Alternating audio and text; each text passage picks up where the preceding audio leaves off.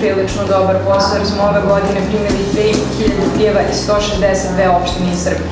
Što znači da samo iz 10 opština nisu stigle prijave.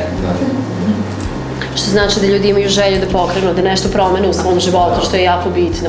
Čuju glas malih preduzetnika, naravno iskustva se sad gomilaju i što ih je više, neki su problemi se smanjuju. Ali mislim da taj glas treba da se čuje, da država u nekom truku može da kaže pa da, to menja privrednu sliku u Srbiji. A hoću da imam mnogo više para nego što imam. Hoću da moja plata bude mnogo veća tako što ću ja osnovno sumnjam da vredim više nego što sam plaćan. To je na primjer moj jedan motiv i ne moram da položim račune nikome osim poreskoj upravi za to što radim. Dakle, to bi bili moji motivi za to da pređemo u privatni posao. Koja je tvoja poruka za buduće preduzetnike? Ako imaju jasan cilj pred sobom, upornost i motivacija, neodustajanje.